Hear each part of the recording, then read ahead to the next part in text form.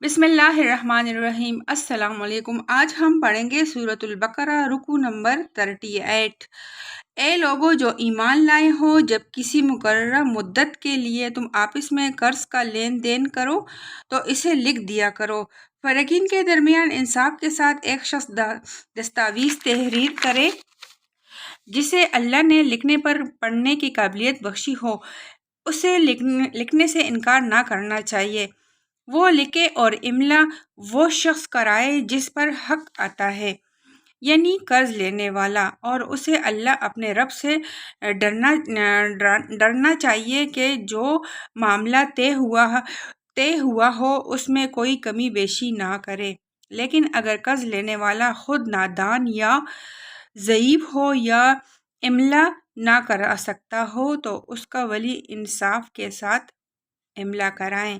پھر اپنے مردوں میں سے 2 آدمیوں کی اس پر گواہی کرا لو، اور اگر 2 مرد نہ ہوں تو 1 مرد اور 2 عورتیں ہوں، تاکہ ایک بھول جائے تو دوسری اسے یاد دلا دے۔ یہ گواہ ایسے لوگوں میں سے ہونے چاہیے جن کی گواہی تمہارے درمیان قبول ہو۔ گواہوں کو جب گواہ بننے کے لیے کہا جائے تو انہیں انکار نہ کرنا چاہیے۔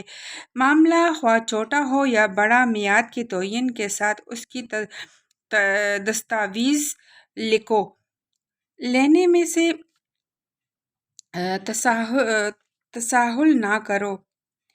اللہ کے نزدیک یہ طریقہ تمہارے لیے زیادہ مبنی بر انصاف ہے۔ اس سے شہادت قائم ہونے میں زیادہ سہولت ہوتی ہے اور تمہارے شکوک و شبہات میں مبتلا ہونے کا امکان کم رہ جاتا ہے۔ جو تجارتی لین دین دست بدست تم لوگ آپس میں کرتے ہو، اس کو نہ لکھا جائے تو کوئی حرج نہیں، مگر تجارتی معاملے طے کرتے وقت گواہ کر لیا کرو۔ کاتب اور گواہ کو ستایا نہ جائے، ایسا کرو گے تو گناہ کا ارتکاب کرو گے۔ اللہ کے غضب سے بچو، وہ تم کو صحیح طریقے عمل کی تعلیم دیتا ہے اور اسے ہر چیز کا علم ہے۔ اگر تم سفر کے حالت میں ہو اور دستاویز لکھنے کے لیے کوئی کاتب نہ ملے تو رہن بالم قبض پر معاملہ کرو۔ اگر تم میں سے کوئی شخص دوسرے پر بھروسہ کر کے اس کے ساتھ کوئی معاملہ کرے تو جس پر بھروسہ کیا گیا ہے اسے چاہیے کہ امانت ادا کرے اور اللہ اپنے رب سے ڈرے۔ شہادت ہرگز نہ چھپاؤ۔ جو شہادت چھپاتا ہے اس کا دل گناہ میں آلودہ ہے اور اللہ تمہارے اعمال سے بے خبر نہیں ہے۔ اب اس کی تفسیر پڑھتے ہیں۔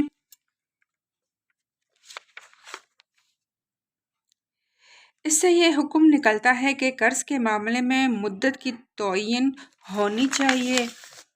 رہن بالقبض کا مقصد صرف یہ ہے کہ قرض دینے والے کو اپنے قرض کی واپسی کا اطمینان ہو جائے، مگر اسے اپنے دیے ہوئے مال کے معاوضے میں شے مر ہونا سے فائدہ اٹھانے کا حق نہیں ہے، کیونکہ یہ سود ہے۔ البتہ اگر کوئی جانور رہن لیا گیا ہو تو اس کا دودھ استعمال کیا جا سکتا ہے اور اس سے سواری اور بردباری کے خدمت لیے جا سکتے ہیں، کیونکہ یہ دراصل اس چارے کا